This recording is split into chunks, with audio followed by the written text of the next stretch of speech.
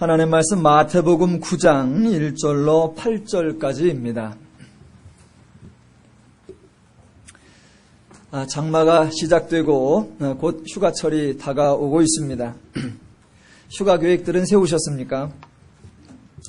여름이 다가오면 대부분의 가정들에서는 휴가 계획을 세울 것입니다. 어떤 계획을 세우다 보면 그 집안의 주도권이 누구에게 있는가, 그 주도권 싸움이 치열하게 표면으로 등장할 때가 종종 있습니다. 아이들은 아이들대로 자기들이 가고 싶은 곳이 있고 부모들은 부모들대로 경제적 사정이 있으니 비록 심하진 않아도 서로 간에 긴장과 갈등이 존재합니다. 그러다가 점점 날짜가 임박해 오면 그 내재되어 있던 갈등이 적나라하게 표면으로 등장을 하게 됩니다. 한번 예를 들어보겠습니다. 어느 가정의 이야기입니다. 저희 집 이야기는 아닙니다. 휴가를 가는데 아이들은 외국으로 가고 싶어 합니다. 어차피 국내도 물가가 비싸서 동남아 싼 데로 가면 해외여행이 절대 비싼 게 아니다라는 그런 논리로 해외로 가자고 강력하게 주장을 합니다. 그러면 또 부모는 외국은 안 되고 국내는 어디로 가겠다라고 다른 의견을 제안을 합니다. 그러면 아이들은 속으로 그러면 우리 투표로 하자, 다수결로 하자, 그런 마음을 먹습니다. 참고로 그 집은 애가 셋입니다. 부모는 2명이니까 투표로 하면 자기들이 이길 수 있다는 심산입니다. 그 심산을 부모는 다 알아서 부모는 나름대로 부모의 힘을 과시합니다. 안 된다면 안 되는 줄 알아라 라고 합니다. 그러다 이제 막판에 이런 대화가 나옵니다. 지금부터 잘 들어보세요. 아버지가 이런 질문을 합니다. 올여름 휴가 배 타고 갈래? 자가용 타고 갈래? 다르게 해보면 기차 타고 갈래? 자가용 타고 갈래? 여러분은 지금 요 한마디만 들으셨습니다. 기차 타고 갈래? 자가용 타고 갈래? 그러면 아이들이 뭐라고 대답을 할까요? 기차 아니면 자가용 그렇게 대답을 할까요? 그렇지 않습니다. 기차 타고 갈래? 자가용 타고 갈래? 그렇게 물으면 아이들은 왜 아빠 맘대로 해? 이라고 질문을 합니다.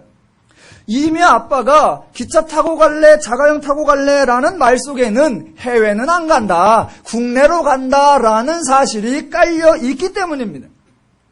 그러니까 겉에 드러날 말 이면에는 다른 전제가 담겨 있는 것입니다. 그 전제 상황을 이해하셔야 드러난 말이 무슨 말인가를 분별할 수 있습니다. 오늘 본문이 마태복음 9장 1절로 8절의 본문이 마치 그와 같은 장면을 연출하고 있습니다. 왜 이 본문에 서기관들이 등장하는지, 또 왜 그들이 그런 말을 하는지 본문의 상황을 있는 그대로만 보는 것이 아니라 바탕에 깔려있는 전제를 아셔야만 하는 겁니다.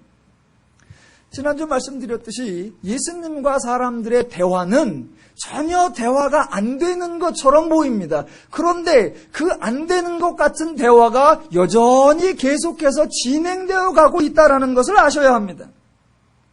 아마도 대부분의 성도님들은 그러한 평행선적 대화의 연결을 이해하지 못하고 표면적, 외면적 불일치를 의아해하면서 도대체 무슨 말일까 의미를 찾느라 골몰하셨으리라고 예상을 합니다.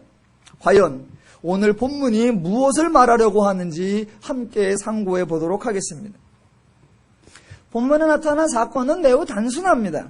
예수님께서 어느 동네에 가셨는데 사람들이 중풍병자, 본문에 보면 아마 어른이기보다는 아이였던 것 같습니다. 중풍병자를 데리고 왔고 예수님이 고쳐주셨다는 것입니다. 그런데 고쳐주는 과정이 조금 복잡합니다. 여러분, 이런 걸 읽으실 때 성경의 관점을 잘 생각하셔야 됩니다. 2절, 침상에 누운 중풍병자를 사람들이 데리고 오거늘 예수께서 그들의 믿음을 보시고 중풍병자에게 이르시되 작은 자야 또는 아이야 안심하라 내 죄사함을 받았느니라, 이렇게 말씀하십니다. 분명히 본문에 믿음을 보시고 라는 예수님의 말씀이 등장을 합니다. 이런 말이 등장을 하기 때문에 사람들은 너무 단순하게 생각을 합니다. 봐라, 그 사람에게 믿음이 있으니 예수님께서 그 사람의 믿음을 보시고 고쳐줬다, 이렇게 생각을 해버린단 말입니다. 본문에 믿음을 보시고라는 표현이 있다고 해서 그 중풍병자가 치유를 받은 것은 중풍병자에게 나을 만한 믿음이 있었기 때문이다 라고 말해서는 안 됩니다. 왜 안 되냐면 본문에서 말하는 믿음을 보시고의 그 믿음은 중풍병자의 믿음이 아니기 때문입니다. 본문대로 하면 중풍병자를 사람들이 데리고 왔는데 예수님께서는 그 데리고 온 사람들의 믿음을 보시고라고 말하는 것입니다. 그러면 또 혹자들은 이렇게 말할 수 있습니다. 알았어. 좋아. 중풍병자이든 아니면 그 주변에 있던 사람이든 여하튼 누군가의 믿음이 있으니 그 믿음을 보시고 예수님께서 치유를 해준 게 아니냐. 이렇게 말할 수 있습니다. 만약 어떻게든 예수님의 치유의 은혜가 사람의 믿음에 근거한다면 당사자가 아니어도 그 주변에 있는 어떤 사람의 믿음일지라도 그렇게 해서 사람의 행위와 믿음에 근거해서 예수님의 치유가 나타난다고 하면 오늘날 교회에는 믿음 있는 사람 딱 하나만 있으면 모든 것이 다 해결되어 버립니다. 이제 목사는 성도들에게 이 믿음도 없는 사람아라고 말할 수 없습니다. 자기 교회에 병들었는데 낫지 못하는 사람이 있다면 그건 전부 다 목사 탓이거나 또는 그 교회 내에 믿음 있는 사람이 단 한 사람도 없다는 결론밖에 되지 않는 것입니다. 과연 성경이 그런 의미를 내포하면서 말하는 것일까요? 그렇지 않다는 것입니다. 중풍병자나 또는 중풍병자를 데리고 나온 사람들이 믿음이 있다고 한번 가정을 해보십시다. 그들이 믿음이 있는데 그 믿음이 저 중풍병자는 또는 나 중풍병자는 죄사함을 받을 수 있다 그런 믿음이었을까요? 그렇지 않습니다. 설령 그들이 믿음이 있다고 가정해도 그들이 가지고 있는 믿음은 나는 중풍병을 고칠 수 있다. 저 중풍병 환자는 나음을 받을 수 있다라고 하는 그 병에 관한 것이었을 뿐입니다. 그런데 예수님의 선언은 중풍병이 낫는 정도가 아니라 훨씬 더 큰 것을 선언합니다. 작은 자야 안심하라. 내 죄사함을 받았느니라 라고 선언한다는 겁니다. 중풍병자는 아예 생각지도 못했고 상상하지도 않았고 기대도 안 하고 꿈에도 그려보지 못했고 줄일 수 있으리라고는 아무런 예상도 못하고 더 나아가 들어놓고도 그 말인지도 뭔지 알아듣지 못하는 그런 엄청난 말을 예수님께서는 선언해버리신단 말입니다. 그 어디에도 중풍병자나 또는 그를 데리고 나온 사람들의 믿음이나 신앙에 근거하여 예수님의 은혜와 복과 치유가 임하는 것이 아니라는 것입니다. 하나님의 일하심, 하나님의 역사하심은 인간의 태도나 행위 여하에 근거한 것이 아니라 전적인 하나님의 은혜인 것입니다. 사람에게서 은혜 받을 만한 흔적을 찾아내려고 애쓸 것이 아니라 아무런 자격이 없는 자들에게 무조건적인 은혜를 베풀어 주시는 하나님의 사랑을 깨달아 알아야 하는 것입니다. 그리고 믿음은 하나도 없는 채 그저 예수님이 어떤 사람들을 고쳐줬대 그 소문을 듣고 행여 나라도 그런 재수를 얻을 수 있을까라고 무작정 달려나오는 그 사람들을 향하여 너희들이 믿음이 있구나라고 여겨주시는 하나님의 인간의 배려, 하나님의 인간 존중의 마음을 이해하셔야 한다는 겁니다. 예전에 쓰던 어른들이 사용하시던 말 중에 이런 말이 있습니다. 재주는 고음이 부리고 돈은 떼놈이 번다. 그런 말 있죠? 재주는 고음이 부리고 돈은 떼놈이 번다. 예, 그걸 기독교로 표현하면 이렇게 되는 겁니다. 역사는 하나님이 하시고 칭찬은 인간이 받는다. 그래서 기독교가 멋있는 겁니다. 그래서 하나님이 위대하신 겁니다. 자, 본문에 재미있는 논쟁이 등장합니다. 물론 논쟁의 촉발자는 당연히 예수님입니다. 중풍병자가 왔으면 그냥 고쳐주면 되는데 꼭 문제를 복잡하게 만들고 상황을 난감하게 만드는 특별한 재주가 있으십니다. 세상에서 심리학적으로 말하면 이런 분은 심사가 꼬인 자로 인격장애가 있다라고 말하거나 상담학적으로 말하면 엮이는 가정 출신이라 그렇다고 진단을 내릴 것입니다.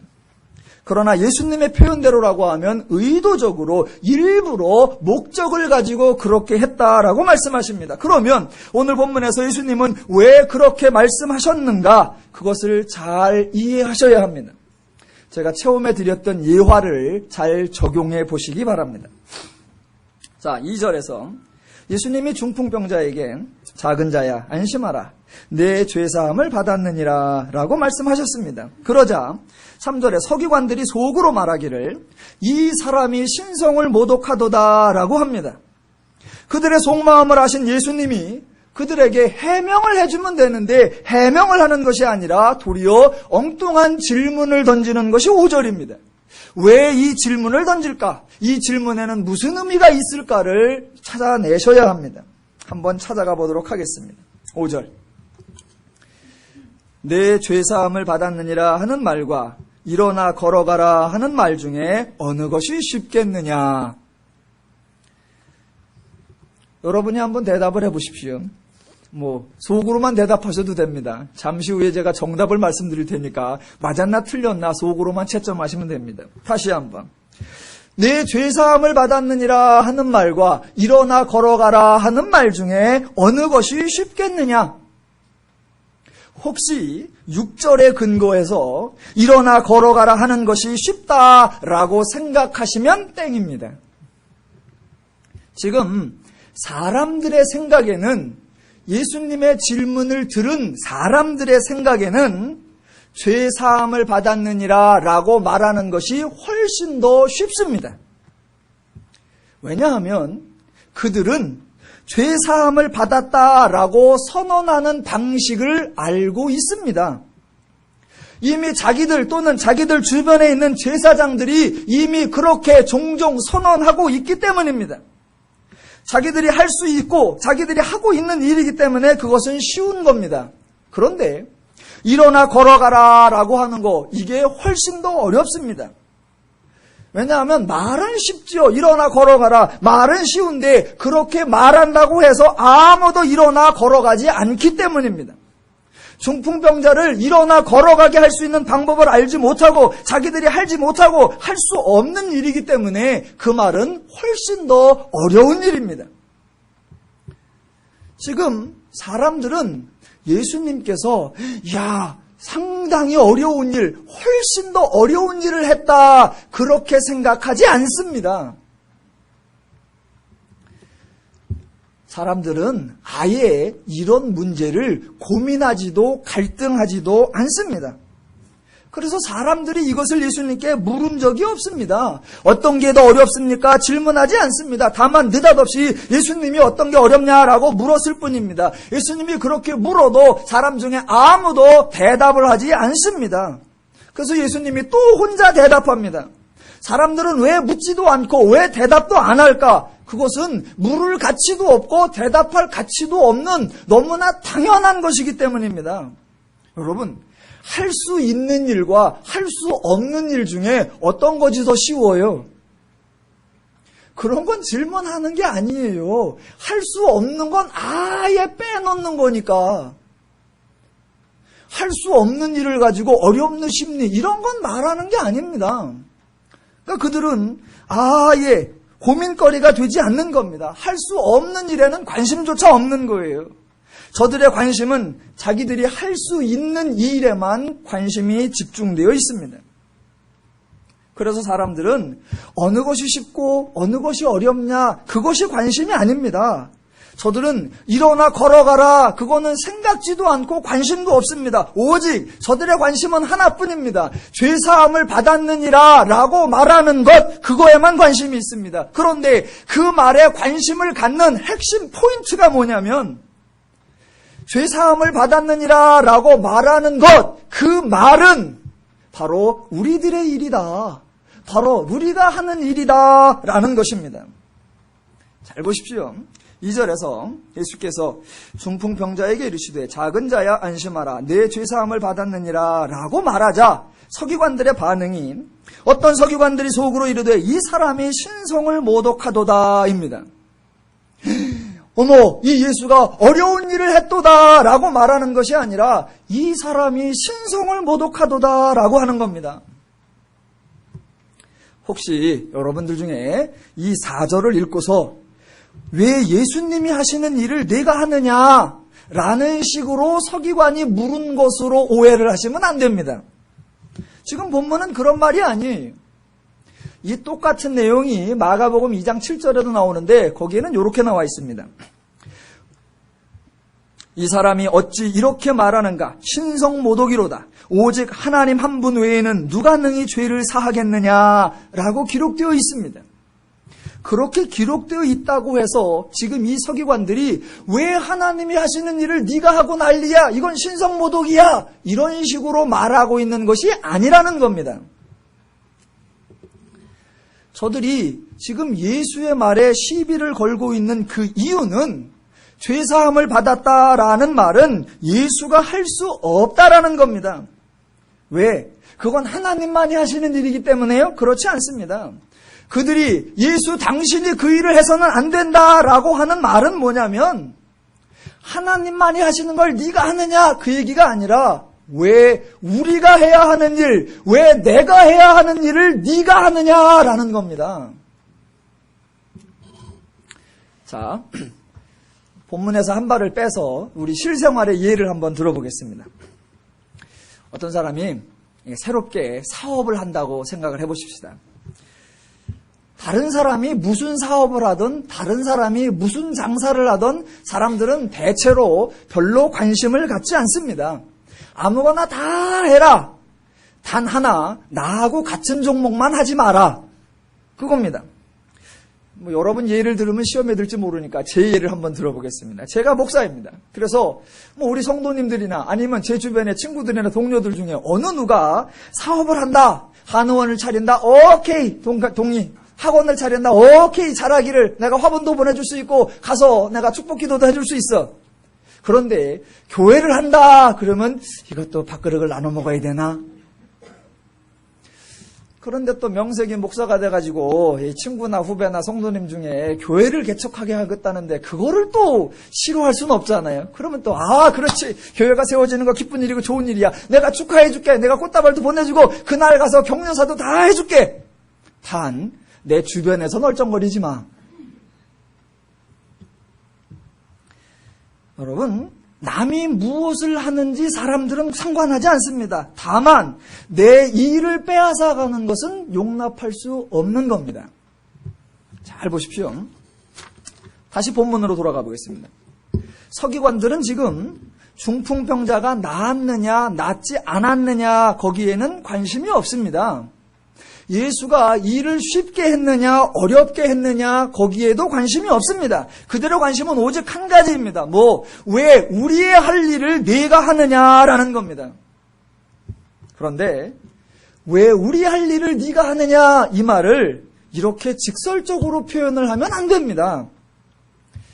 교양인들, 품위를 가지신 분들, 신분이 있으신 분들, 지체가 있으신 분들은 거친 말을 또 속내를 그렇게 직설적으로 적나라하게 드러내서는 안 됩니다. 가능한 한 그 진의를 알아듣지 못하게 포장을 하고 고상하게 하고 우아하게 해야 합니다. 그래서 어떤 사람을 책망하거나 어떤 사람을 죽여도 드러내놓고 죽이면 안 되고 부드럽게 죽여줘야 됩니다. 지금 왜 우리의 할 일을 네가 하느냐, 왜 나의 할 일을 내가 하느냐라는 말을 가장 고상하게 표현하는 방식이 뭐냐면 이 사람이 신성을 모독하도다라고 표현하는 것입니다. 자, 지금 이 사람들이 내 죄사함을 받았다라고 말하는 것은 우리들이 할 일이다 라고 말하는 거 그거 맞는 말입니다. 구약의 근거에서도 맞는 말이고 율법의 근거에서도 맞는 말입니다. 예수님도 그들에게 그러한 자격이 있다는 것을 인정해 주었습니다. 마태복음 8장 1절로부터 4절에 가보면 한 나병 환자를 예수님이 고치시는 사건이 나옵니다. 그래놓고 4절에 이렇게 나옵니다. 예수께서 이르시되 삼가 아무에게도 이르지 말고 다만 가서 제사장에게 내 몸을 보이고 모세가 명한 예물을 드려 그들에게 입증하라 하시니라. 성경대로 하면 나병 환자가 치유를 받고 제사장에게 나아가 나은 몸을 보여주고 예물을 드리면 제사장이 확인하고 정결하다 정결하다 또는 내 제사함을 받았다 제사함을 받았다라고 선언을 해주도록 그렇게 되어 있습니다. 그러니까 그들이 하는 말 일리가 있습니다. 그런데 문제는 그들이 해야 할 일인데 그들은 그 일을 하지 않는다는 것입니다. 죄사함을 받았다라고 말해 주어야 되는데 그 말을 안 한다는 겁니다. 왜 안 하냐면 할 수 없기 때문이에요. 자, 보세요. 제사장이 내 죄사함을 받았다라고 말할 수 있는 권세를 가졌다 이런 의미가 아닙니다. 예수님은. 보세요. 그냥 당연한 것을 보고 당연한 말을 해주는 거다라는 말입니다. 자, 나병 환자가 또는 중풍병자가 자기 병이 나았어요. 그래서 온전한 몸을 가지고 사람 앞에 왔습니다. 그래서 예물을 드려놓고 나 이제 나았다고 해주세요. 제사장이나 서기관들이 보니까 나았어. 나은 걸 보고 나았다라고 말하는 겁니다. 당연히 되어져 있는 결과를 보고 당연한 말을 그냥 하는 것입니다. 그런데 그 당연한 것을 지금 이 사람들은 안 하는 거고 할 수 없단 말입니다. 왜 못하느냐? 그 말을 하려면 나병 환자나 또는 중풍병자가 어딘가에 가서 누군가에 의하여 병을 깨끗하게 치유함을 받고 그리고 그 사람들 앞에 나와야 합니다. 그리고 나서 보시오 내 병이 다 나았잖아요. 보시오 내가 깨끗해졌잖아요. 당신이 확인하는 대로 나 정결해졌잖아요. 그러니까 꽝꽝꽝 선언해 주시오. 그런 요청이 있어야 되는데 어느 누구도 어디에서 나병 환자가 고침받고 와이거나 중풍병자가 치유를 받아서 그들에게 선언해달라고 오지를 않는다는 겁니다. 그들이 그 선언을 하려고 하면 중풍병자든 나병 환자든 죄인이 죄사함을 받은 상태로 나와야 그 상태를 보고 그냥 선언할 뿐인데 아무도 그렇게 나오는 자가 없습니다. 그들은 병자들을 치유해 줄 수 있는 능력은 없습니다. 다만 나은 자를 보고 나았다, 병든 자를 보고 병들었다, 치유된 자를 보고 치유되었다라고 선언할 뿐입니다. 그런데 그들은 그들을 전혀 치유나 회복은 시켜주지 못하면서 그들을 나았다, 안 나았다라고 선언할 수 있는 권세만 주장을 하고 있다라는 겁니다. 지금 자기들이 저들에게 죄사함을 받았다라고 선언할 수 있는 그 권세를 예수가 사용하고 있는 것에 대해 분개하는 것입니다. 자신들이 병을 낫게 해주지도 못하면서 예수가 치유하는 사역을 행하는 것을 금지하면서 자신들의 무능력과 자신들의 백성들에 대한 무기력함이 드러날까봐 그 말을 우회적으로 하는 겁니다. 그 말이 바로 이 사람이 신성을 모독하도다라는 겁니다. 자, 처음에 예화로 다시 한번 가보겠습니다. 아버지가 말합니다. 휴가 때 이제 야 기차 타고 갈래? 자가용 타고 갈래? 그러면 아이들은 기차 또는 자가용 그렇게 대답을 안 한다 그랬습니다. 왜 아빠 맘대로 해?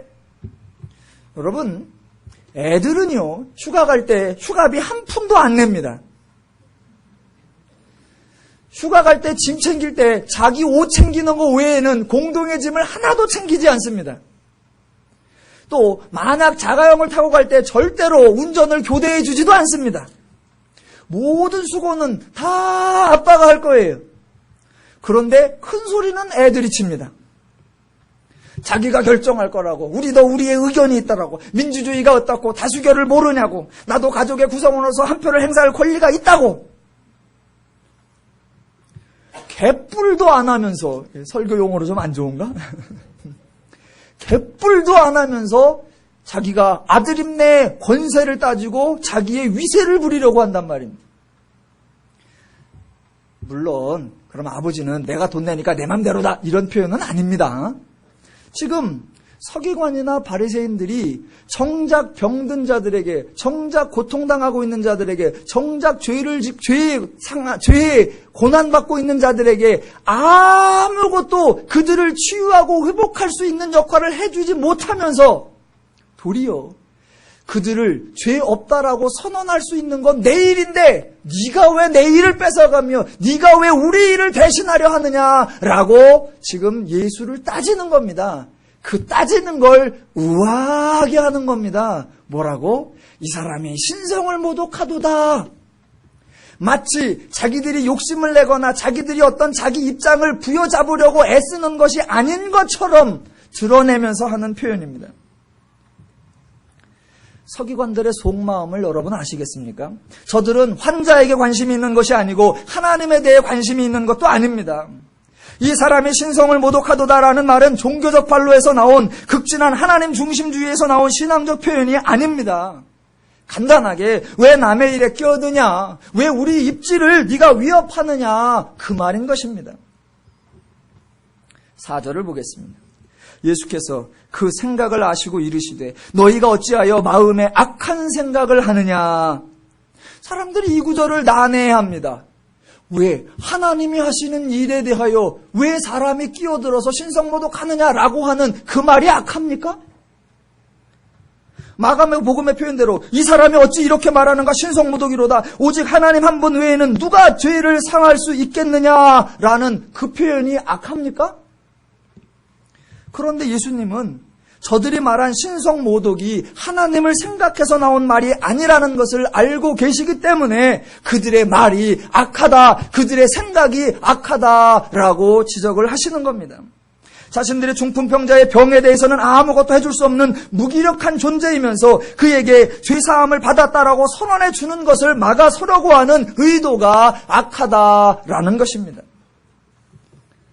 예수님은 그들이 죄 없다 선언하는 것, 그거는 인정을 하는 겁니다. 대신 그거는 권세가 아니라 책임이라는 겁니다.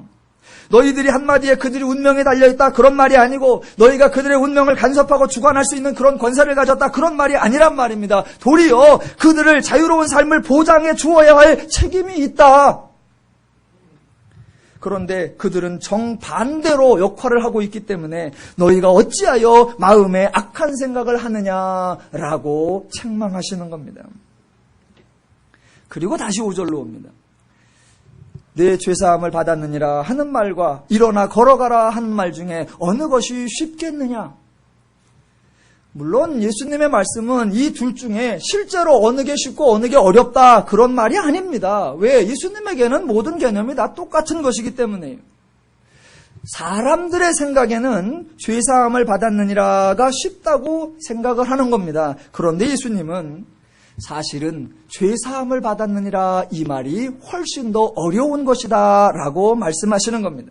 왜냐하면 사람들은 병을 고치면 그것이 죄사함을 받은 것이라고 생각을 합니다. 그런데 예수님은 병을 고침받았어도 그 사람은 여전히 죄인인 상태로 있는 것이다 라고 말하는 겁니다. 사람들은 병든 사람은 죄인이고 건강한 사람은 죄인이 아니다라는 구별점을 가지고 있고 예수님은 병이 들었건 건강한 사람이건 모든 인간은 죄인이 되어 있다라는 겁니다. 그래서 병 들었다 그것까지 거 고쳐주면 된다. 그런데 고쳐주어도 그 사람을 죄에서 노임받게 하기 위해서는 예수가 십자가를 져야 하는 엄청나게 어려운 일이다라는 말씀을 하시는 겁니다. 물론 십자가를 지는 것 자체가 어려운 일이다 이런 말이 아닙니다. 어렵다고 하는 것 중에 그 의미는 사람들이 문제 자체를 알아들어야 되는데 문제에 대한 개념이 없습니다. 그래서 문제를 지적해주고 그 문제를 해결까지 해주고 그걸 또 알아듣게까지 해주어야 하는 그런 목적을 가진 내용이기 때문에 너희들에게 어렵다라고 말씀하시는 겁니다. 자, 예수님은 이 일의 순서를 바꾸셨습니다.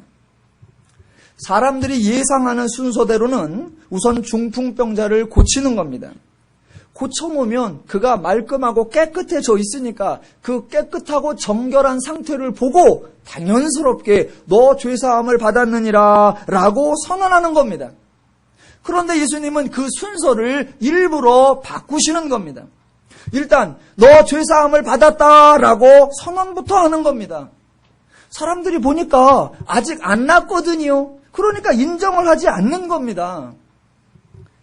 자, 왜 그러느냐? 예수는 말만 해놓은 게 아니에요. 너 죄사함을 받았다 말만 해놓은 것이 아니라 그렇게 말하심 속에 나는 그를 정결케 할 수 있는 자요, 나는 그를 깨끗게 할 수 있는 자요, 나는 그를 치유할 수 있는 능력이 있는 자고, 그렇게 선언할 수 있는 존재고, 내가 그렇게 선언할 때는 그렇게 일할 것이다 라는 것이 다 내포되어 있는 겁니다. 그런데 사람들은 지금 예수가 그런 능력이 있는지, 그런 권세가 있는지, 그런 존재인지를 모르는 겁니다. 그래서 말은 해놨는데 아무것도 안 달라졌으니 이 사람이 왜 이러나 라고 따지는 겁니다. 그러면 반대로 한번 해보십시다. 예수님이 순서를 바꾸었다고 해보십시다. 그래서 예수님이 아직은 아무 말씀 안 하시고 그 중풍병자의 병부터 고쳐주셨습니다. 그래서 깨끗해졌습니다. 그 깨끗함을 보시고 예수님께서 이제 네가 죄사함을 받았느니라 라고 선언하시려고 하면 사람들이 그를 인정해주고 받아줄까요? 그렇지 않습니다. 만약 깨끗하게 해주었다 할지라도 예수가 선언하려고 하면 다른 사람들은 막았을 겁니다. 그리고 말하기를 저 사람에게 내가 죄사함을 받았다라고 말할 수 있는 자는 네가 아니라 우리다 라고 예수를 막았을 것이란 말입니다. 그래서 예수님은 저들의 생각을 다 아시는 겁니다. 그래서 일부러 저들에게 인자가 세상에서 죄를 사하는 권능이 있는 줄을 알게 하려고 이렇게 했다라고 말씀하시는 겁니다. 잘 들어보십시오. 예수가 하는 일을 보고 사람들이 이렇게 말하는 거예요. 그 일은 네가 할 일이 아니야. 그 일은 우리가 할 일이야 라고 말하는 겁니다. 그 말을 듣고 예수님께서 이렇게 말씀하시는 겁니다. 그 말이 내 말이고 그 뜻이 내 뜻입니다. 일쯤에도 안 보나? 뭔 소린지 못 알아들으시네. 드라마 일쯤에 좀 보세요. 거기 보면 그 말이 내 말이고 그 뜻이 내 뜻이라는 말이 나와요. 별 얘기를 다 하네. 자, 조금 빼버리고 보십시오. 서로 그러는 거예요. 서로. 지금 서기관들은 그건 우리 일이다. 너 끼어들지 마라. 예수님은 그건 니네가 착각하는 거다. 예수 하나님이 너희들에게 그렇게 선언할 수 있도록 허락한 건 맞다. 그러나 네가 그것들을 권세로 써먹으라고 한 게 아니라 사람들을 책임져주고 돌보고 관리해주라고 한 건데 너희는 지금 엉뚱한 일을 하고 있다. 그 일을 해야 되는 건 니네가 아니라 나다 라고 선언을 하는 거란 말입니다. 여러분, 사람은요, 제가 오래 살지는 않아서 이런 말씀을 드릴 때마다 늘 민망하고 죄송스러운데, 사람은 자기가 할 수 있는 말과 할 수 없는 말을 구분해서 사용할 줄 알아야 됩니다. 그런 구분을 하지 못하면 주제넘다라고 말하거나 분수를 모른다라고 말합니다. 잘 보세요. 예수님은 자신이 나는 하나님이다라고, 나는 하늘에서부터 온 그리스도다라고 선언을 했습니다. 예수는 본인이 하나님이라고 선언을 했어요. 만약 신성모독이라는 그런 단어를 사용해서 말을 해야 할 필요가 있다면 그 신성모독이라는 용어를 사용하실 수 있는 분은 예수님이지 다른 사람이 아닙니다. 왜? 예수님은 자기가 하나님이라고, 신이라고 선언했기 때문에, 내가 신인데, 내가 하나님인데 하나님적 신적 권위와 신적 영광을 받지 못했을 때 신이 신으로서 야, 내가 신성모독을 당했다라고 말을 해야 맞는 겁니다. 그런데 성경 어디에도 하나님이나 예수님이 내가 신성모독을 당했다라고 말하는 장면이 안 나옵니다. 아이러니컬하게도 그 말을 누가 하느냐? 신성모독이라는 말을 하나님은 한 번도 쓰지 않고 인간이 쓴다라는 거, 이게 재미있고 웃기는 일이란 말입니다. 정작 신은 한 번도 그 말을 쓰지 않는데 사람들이 도리어 신성모독 운운한다라는 말입니다. 왜 이런 일이 발생하느냐? 하나님이 생각하는 하나님 개념과 인간이 생각하는 하나님 또는 신 개념이 다르기 때문에 그렇습니다. 잘 보십시오. 하나님은 본인이 하나님이시라고 선언을 하십니다. 그리고 나는 스스로 있는 자다라고 선언을 하세요. 하나님은 인간과 다르고 차원이 다르고 존재가 다르고 수준이 다르고 격이 다릅니다. 그래서 하나님은 인간에 의하여 모욕을 당하거나 굴욕을 당하지 않습니다. 그리고 동시에 하나님은 인간으로 인하여 영광을 받거나 존귀를 받지 않습니다. 여러분, 굴욕, 모욕, 창피함 또는 영광, 칭송, 존경 이런 것들은 동등한 존재들끼리 서로를 비교할 때 사용되는 말입니다. 격이 다른 존재, 비교할 수 없는 대상 간에는 그 말을 사용하지 않는 겁니다. 저와 여러분들 사이에서는 요번엔 좀 창피당했어. 요번엔 좀 내가 잘난 척을 했어. 이런 말이 가능합니다. 그런데 내가 우리 개한테 모욕당했어. 이거 말은 안 돼요. 내가 우리 집 쥐한테 영광을 받아서 얼마나 좋은지 몰라. 이건 애당초 말이 안 되는 거예요. 영광받다, 존귀함받다, 칭송받다, 모욕당하다, 굴욕당하다, 창피하다 이런 것들은 격이 같은 존재들끼리 서로 비교할 때 쓰는 말이란 말입니다. 격이 다르면 그건 사용되지 않는 말이에요. 그래서 하나님이 인간 때문에 인간으로 인하여 영광을 받았다, 존귀를 받았다, 칭송을 받았다 이런 말도 원래 없는 거고, 하나님이 인간 때문에 모욕을 받았다, 굴욕을 받았다, 신성 모독함을 당했다 이런 개념이 없는 거예요. 하나님과 인간은 그런 걸 논한 격이 다릅니다. 또 하나님은 하나님으로서 하나님의 역할이 뭐냐? 인간을 위해 준다라는 겁니다. 왜? 하나님이 크시고 하나님이 세고 하나님이 강하니까 하나님이 연약하고 부족한 인간을 도와주는 거, 그게 당연하다는 겁니다. 그래서 하나님이 인간을 위해 주시는 거예요. 인간을 위해 육신을 입었고 인간을 위해 하나님이 십자가를 지시는 겁니다. 그렇게 하면서 내가 인간 때문에 굴욕을 당하고 내가 인간 때문에 창피함을 당하고 내가 인간 때문에 부인함을 받는 이 모진 수모를 당는다라고 말하지 않습니다. 저들이 몰라서 그러는 거고, 내가 저들을 위해 죽어줘야 되는 거, 저들을 구원해야 하는 거, 그게 나의 역할이다라고 하나님 말씀하시는 거예요. 다른 존재, 즉 다른 종교, 즉 인간이 만들어낸 종교에 존재하는 신과 그 신들의 역할, 그거하고 성경에서 말씀하시는 하나님 되시는 그 하나님의 신성과 하나님의 역할하고는 비교가 되지 않습니다. 왜? 사람들이 만들어낸 종교의 개념의 그 신은 죄의 사고방식 속에 나온 것이기 때문에, 그래서 그들은 인간이 신을 위해서 희생을 당하고 인간이 신에게 영광을 돌려야 한다라고 생각을 하는 거예요. 그러나 기독교는 정반대란 말입니다. 하나님이 인간을 위해 주시는 거고 하나님이 인간을 높여주기 때문에, 인간 때문에 하나님이 영광과 존귀를 받는 게 아니라 하나님 때문에 인간이 영광과 존귀함을 받는 거, 이게 기독교란 말입니다. 그래서 기독교가 멋있는 거고, 그래서 하나님만이 하나님이신 겁니다. 제발 기독교를 일반 종교나 일반 다른 신존재와 혼돈하거나 오해하지 마시기 바랍니다. 자, 기독교에는 그 하나님이 다르십니다. 세상에서 말하는 그 어떤 것과. 그래서 그 하나님이 다르기 때문에 기독교의 모든 내용이 다 다릅니다. 자, 하나님이 다르니까 그 하나님으로 인하여 죄에서 구원받은 성도라고 하는 존재도 전혀 다른 존재가 되는 거예요. 예를 들어 보겠습니다.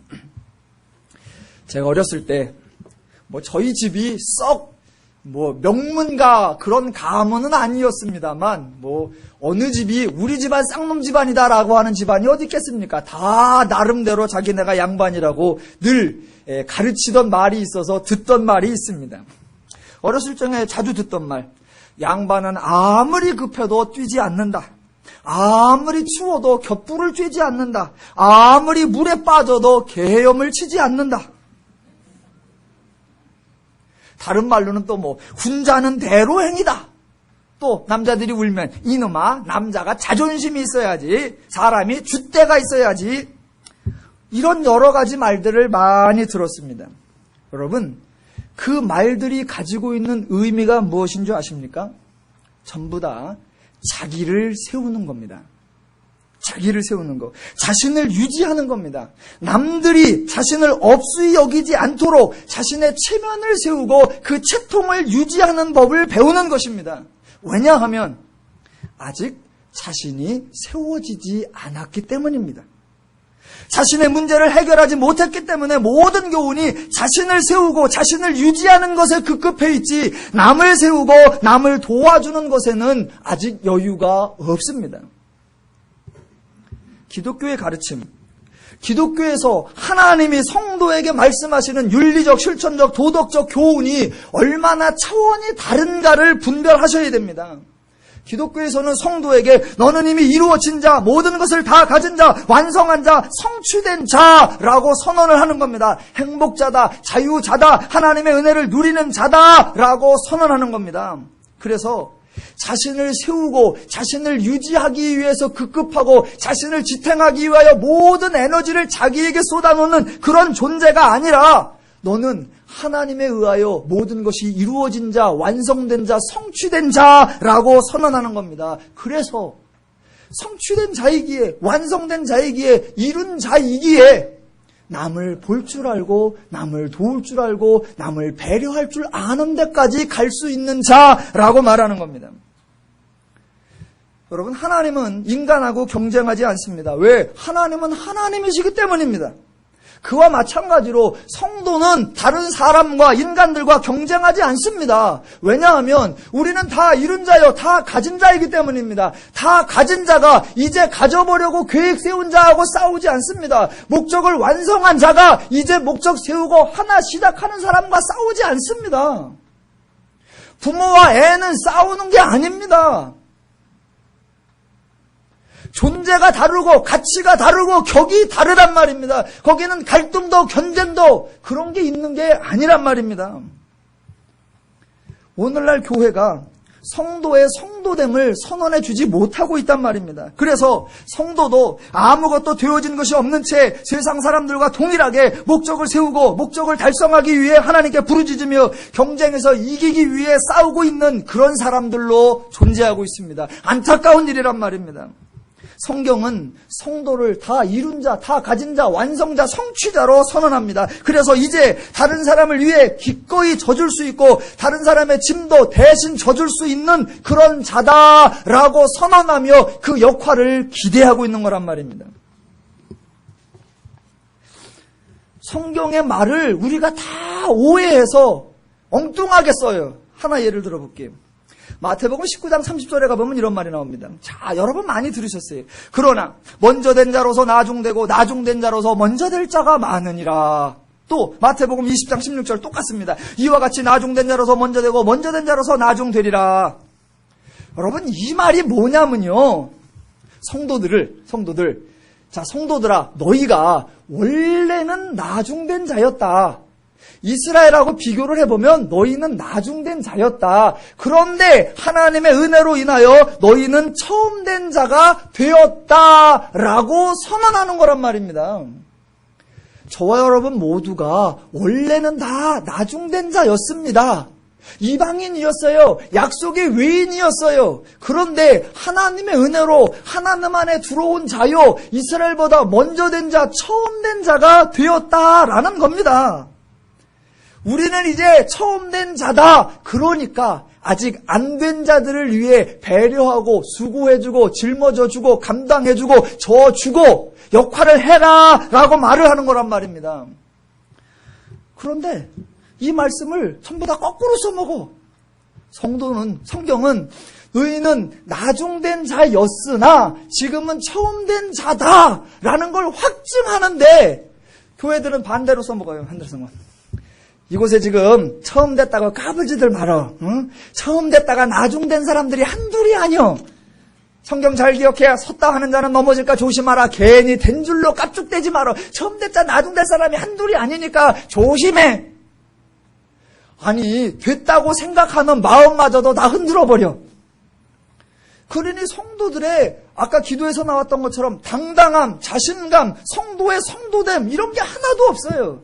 남 돌아볼 새가 없어. 남의 짐을 져줄 새가 없어. 남을 배려할 새가 없어. 왜? 나 지키기도 힘들어. 내 목적 이루기도 힘들고 내 소원 달성하기도 힘들고 나 살림살이 지켜나가기도 너무너무 힘들고 벅차. 나도 지금 나중될까봐 불안불안하고 내 근거도 뿌리치 흔들리고 있어. 뭘 남 돌아볼 새가 있어. 성경은 정반대로 얘기하고 있단 말입니다. 우리는 다 원래 나중된 자였다. 그러나 이제 처음 된 자가 되었다. 우리는 처음 된 자다. 가봐야 알아. 이런 말이 아니라 너희는 되었으니까 이제 된 자로서 안 된 자들을 돌아보고, 된 자로서 아직 아닌 자들을 배려하고, 된 자로서 부족한 자들의 짐을 져줄 수 있는 된 자의 역할을 해야 되지 않겠느냐라고 말하는 겁니다. 그게 하나님과 인간의 관점에서, 예수님과 인간의 역할에서 예수님이 하셨던 모습이잖아요. 결론을 내려볼게요. 예수님께서 하나님이면서도 사람들의 태도에 전혀 신성모독을 느끼지 않으시고 당당히, 초연히, 자연스럽게 자신을 배반하는 인간들을 위해 자신의 삶을 내어주고 그것을 희생과 수고로 아는 것이 아니라 기쁨으로 여기시듯 성도도 이룬 자로, 성취자로, 완성자로서 자기의 성도됨을 아셔서 사람들의 태도에 대하여 전혀 인신모독의 감정을 느끼지 않으시면서 당연히, 당당히, 자연스럽게 나와 경쟁하려고 하는 자들, 나를 배신하려고 하는 자들, 나를 힘들게 하려고 하는 자들을 향해 내 수고를 내어주고 그들의 짐을 대신 져주고 그들에게 져줄 수 있으며 그것이 희생이라고 생각지 않고 도리어 기쁨이라고 즐거워할 수 있어 그들을 위해 줄 수 있는 역할을 해주는 자로 그 삶과 그 과정 하나하나를 누려가며 살아야만 할 수 있는 그런 존재라고 이 연사 여러분 앞에 강력히 외칩니다. 그런 성도의 성도됨을 아시고 삶 속에서 성도의 삶을 날마다 누리며 구현해 가시기를 주님의 이름으로 축원합니다. 기도하겠습니다.